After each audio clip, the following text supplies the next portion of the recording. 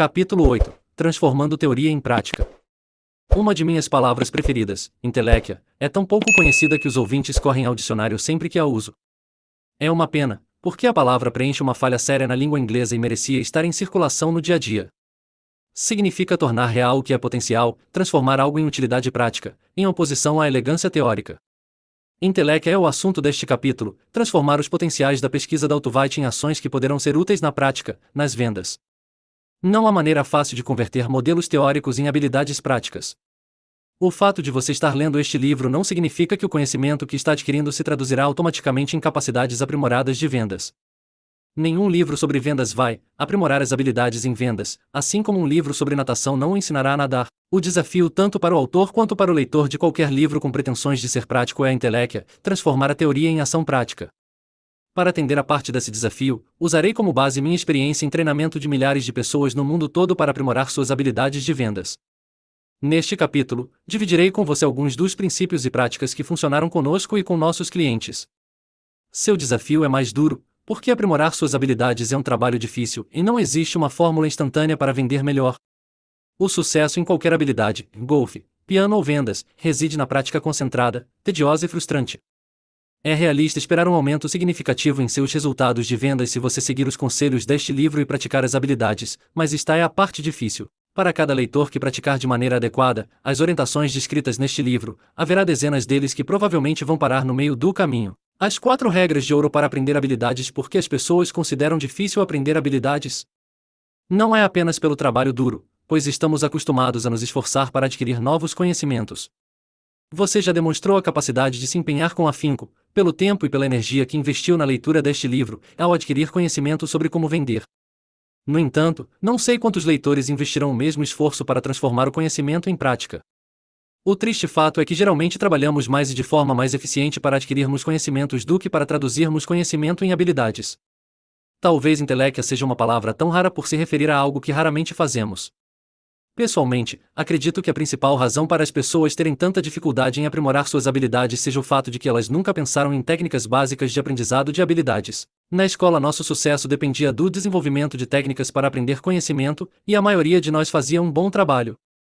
O que a escola fez para nos ajudar a aprender habilidades sistematicamente? Com exceção de esportes, a resposta da maioria das pessoas é pouca coisa ou nada. Por isso, antes de falar sobre quais habilidades você deveria praticar, será útil começar pelo como. Como aprender qualquer habilidade com eficiência e com o mínimo de sofrimento? Descobrimos que a maioria das pessoas pode aprimorar imensamente a capacidade de aprender habilidades se elas seguirem 4 regras simples. Regra 1. Pratique apenas um comportamento por vez. A maioria das pessoas, quando trabalha para aprimorar suas habilidades, tenta fazer de mais de uma só vez. Consigo imaginar pessoas lendo este livro e dizendo: vou eliminar as técnicas de fechamento, e no futuro farei mais perguntas de problema.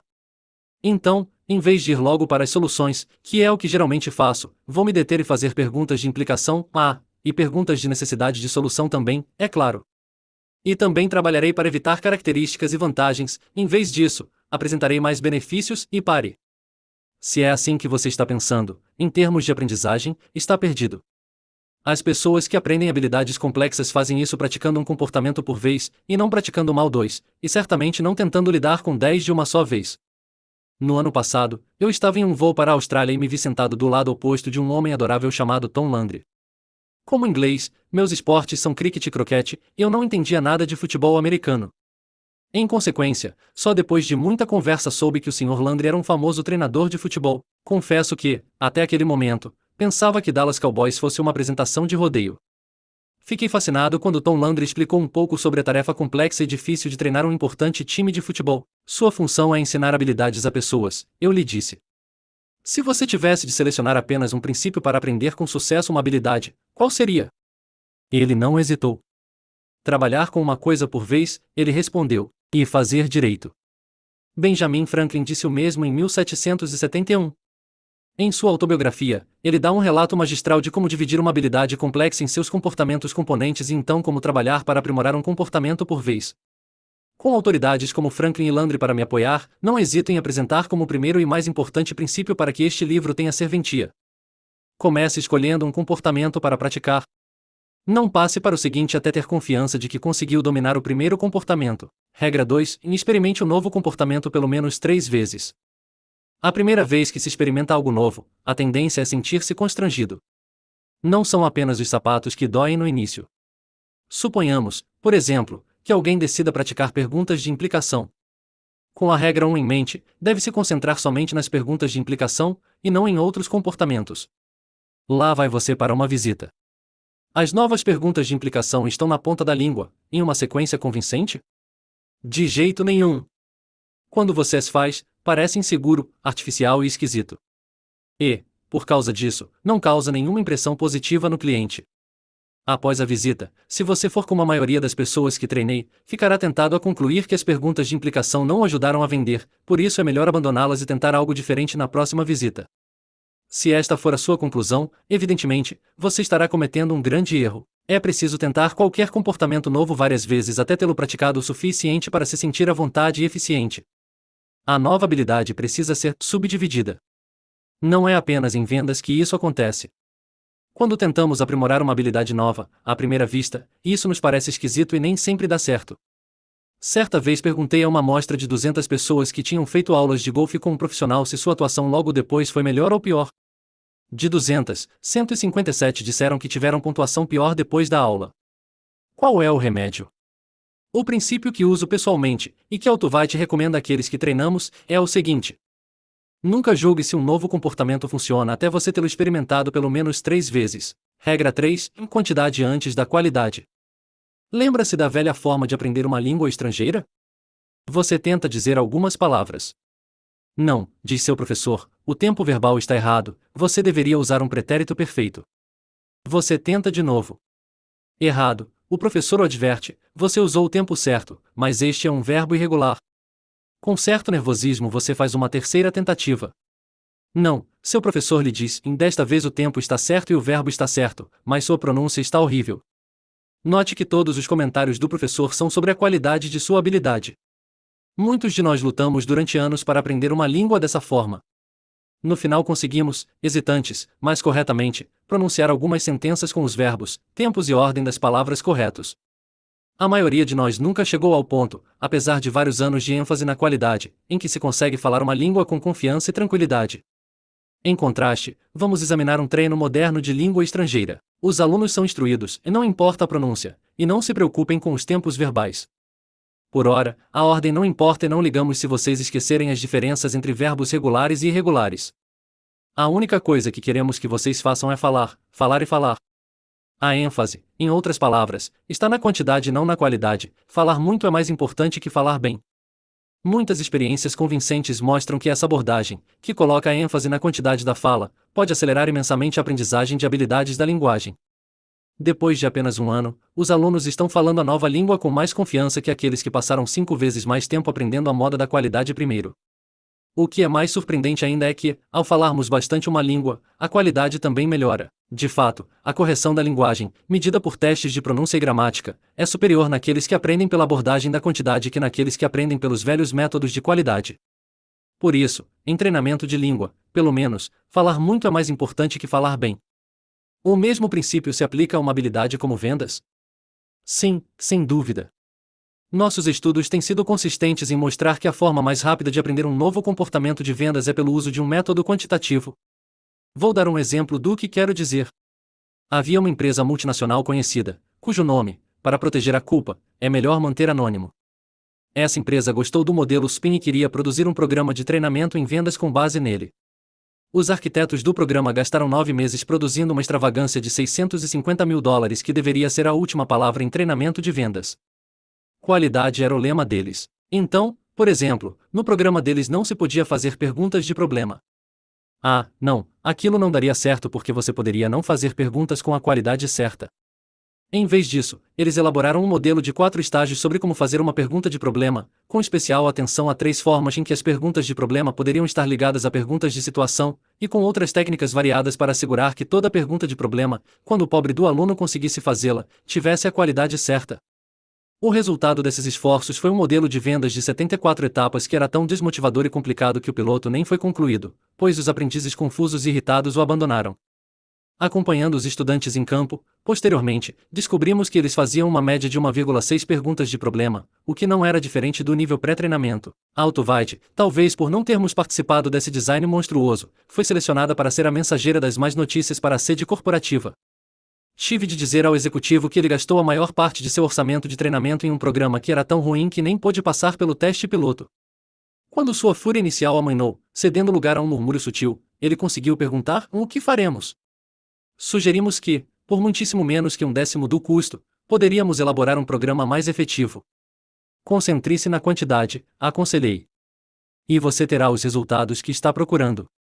Sem dúvida, apenas 2 meses depois tínhamos um programa com base em métodos que lembravam muito o treino efetivo de língua estrangeira. Não ligávamos se as perguntas eram bem ou mal formuladas, mas era importante que as pessoas fizessem muitas delas. No final do treinamento, nas últimas dinâmicas, os alunos estavam fazendo dezenas de perguntas de problema. De volta ao campo, as propostas da vida real de clientes logo lhes disseram quais dessas perguntas funcionavam melhor e, como no treino de língua estrangeira, a qualidade melhorou acentuadamente. O programa de $650 mil com base na qualidade foi abandonado, e nosso programa barato, mais eficaz, com base na quantidade, foi adotado em seu lugar em todas as 3 maiores divisões da empresa. Exatamente o mesmo princípio se aplica à sua própria venda quando você está tentando aprender um novo comportamento. Quando você está praticando, concentre-se na quantidade, use muitos novos comportamentos. Não se preocupe com questões de qualidade, como se você está usando um comportamento com tranquilidade ou se pode haver uma maneira melhor de empregá-lo. Essas coisas atrapalham o aprendizado efetivo de habilidades. Use o novo comportamento com frequência suficiente e a qualidade cuidará de si. Certa vez, dirigi um programa de habilidades de negociação para presidentes de uma empresa. No último dia, um dos participantes me fez uma pergunta que parecia inocente. Amanhã, explicou ele, farei a maior negociação de minha carreira, estou vendendo minha empresa. Em que lições deste programa eu deveria me concentrar durante a negociação? Acho que minha resposta o chocou. Esqueça tudo o que ouviu neste programa, eu aconselhei, caso contrário, você passará o resto de sua vida se arrependendo por ter vindo aqui. Vou lhe dar um conselho parecido. Se você acaba de ler este livro e vai visitar sua conta mais importante, então esqueça tudo o que leu. Uma estranha peculiaridade da natureza humana geralmente nos leva a praticar novas habilidades em situações-chave, aquelas importantes o suficiente para justificar uma tentativa nova. Trata-se de um erro horrível. Como vimos, novas habilidades são incômodas e esquisitas. Elas podem até ter um efeito negativo no cliente. Se você experimentá-las em situações cruciais, então provavelmente não se sairá bem. Suponha que você tenha decidido fazer mais perguntas de necessidade de solução. Não pratique em sua maior conta. Em vez disso, comece com pequenas contas, ou com clientes que você conhece bem, ou em áreas onde você não tenha nada a perder se fracassar. Em outras palavras, a abertura. Os eventos de aquecimento no início da visita e investigação. Descobrir fatos, informações e necessidades, demonstração de capacidade. Mostrar que você tem algo a oferecer que vale a pena a obtenção de compromisso. Obter um acordo que o levará para um estágio posterior da venda. Sugerimos que não há uma única maneira melhor de abrir uma visita de vendas. Pessoas bem-sucedidas são flexíveis e raramente abrem 2 visitas da mesma maneira.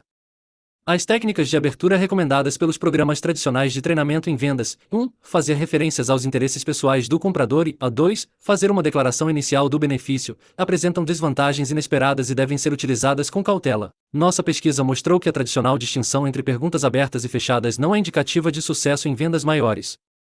Em vez disso, descobrimos a sequência SPIN de perguntas que pessoas bem-sucedidas usam para descobrir e desenvolver necessidades do cliente na venda grande. Perguntas de situação. Sobre fatos, antecedentes e o que o cliente está fazendo atualmente. Fazer perguntas demais de situação pode aborrecer ou irritar o cliente. As pesquisas mostram que pessoas bem-sucedidas as fazem em doses moderadas, para que cada pergunta tenha um propósito. Perguntas de problema. Sobre problemas do cliente, dificuldades ou insatisfações. As perguntas de problema estão bastante ligadas ao sucesso em vendas simples, mas têm menos influência em vendas maiores. Perguntas de implicação.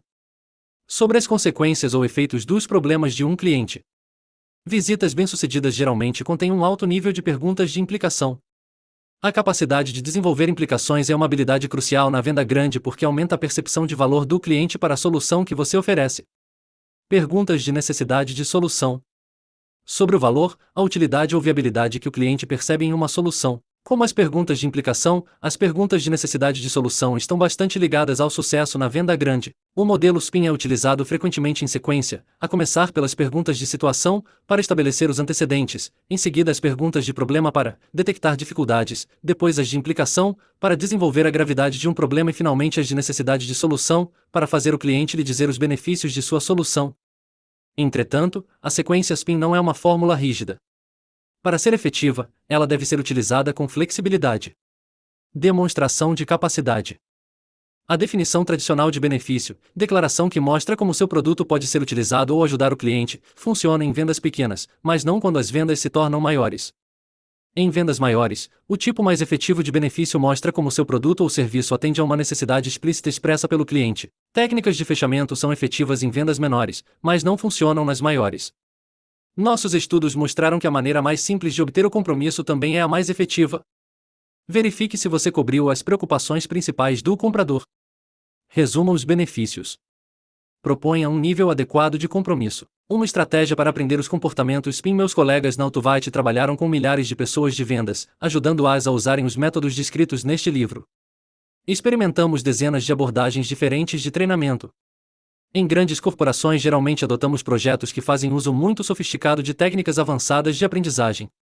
No outro extremo, também tentamos desenvolver algumas maneiras simples de ajudar vendedores a aprimorarem suas habilidades.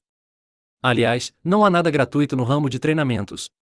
É uma dura realidade que nossos projetos de treinamento mais elaborados e sofisticados geralmente tragam ganhos de produtividade muito melhores que os mais simples, e isso nos tem deixado um pouco constrangidos para recomendar as etapas simples no aprimoramento de suas habilidades. Mesmo assim, existem algumas maneiras bem fáceis, de bom senso, para aproveitar as descobertas de pesquisa abordadas neste livro e transformá-las em prática útil. Descobrimos que as pessoas, invariavelmente, consideram úteis os seguintes conselhos de implementação. Foco no estágio de investigação.